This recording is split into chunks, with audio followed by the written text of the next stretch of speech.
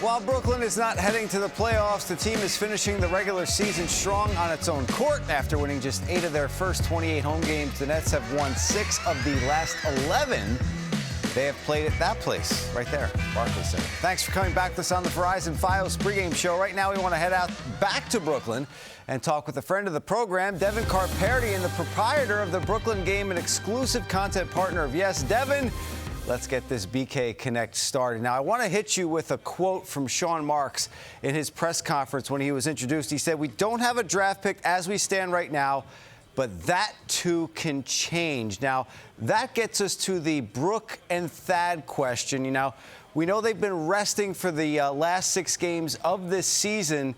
Now, that could mean, hey, let's keep them healthy for next year, or that could potentially mean let's trade one or both of these guys. What are your thoughts on that? Well, that is the $20 million question. Do you trade Brook Lopez in this offseason? And I got to say, it's a very intriguing possibility, and I'll tell you why.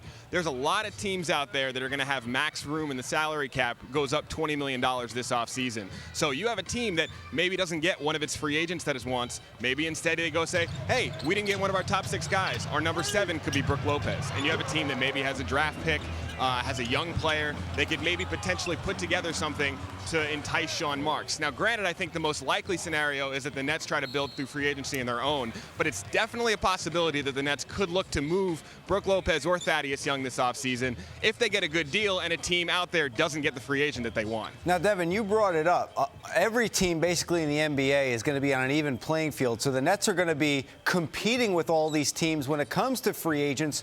What are some of their options they can go, pedal to the metal with in this offseason?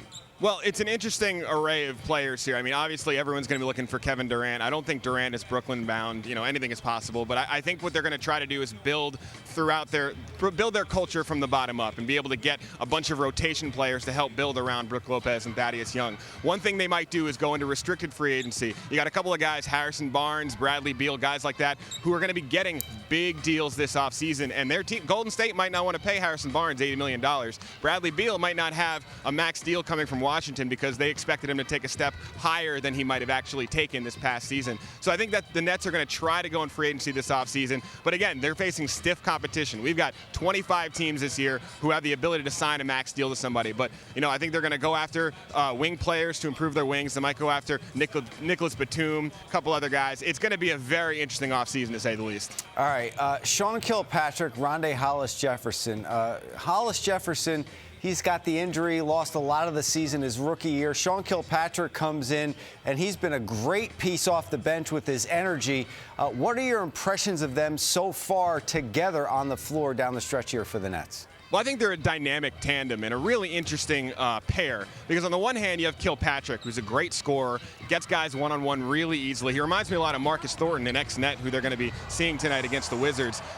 Just a guy who gets buckets really quickly. And on the other hand, you have Hollis-Jefferson, who might be one of the best wing defenders this Nets team has ever had already as a rookie. He just gets in guys' spaces. He's a really, really solid defensive player, and he's got a lot of room to grow. And so you can kind of see how those two yin and yang, they go at each other in practice. We've heard Kilpatrick talk about how Hollis-Jefferson trash talks the living mess out of him, and Kilpatrick has a little bit of trouble keeping up in that department. But you can see that the two, even if they're not starters next year, they make each other better on the court because one guy is scoring as hard as he can and the other guy's defending as hard as he can. And it's a good matchup to have with two players who are trying to make their way in this league. And Devin, Sean Marks, his era got underway recently. He was hired by the Nets as the new GM, and Sean Kilpatrick was one of his first additions to this team. Have you seen him so far, and how do you see this progressing towards the future with Sean Marks at the helm?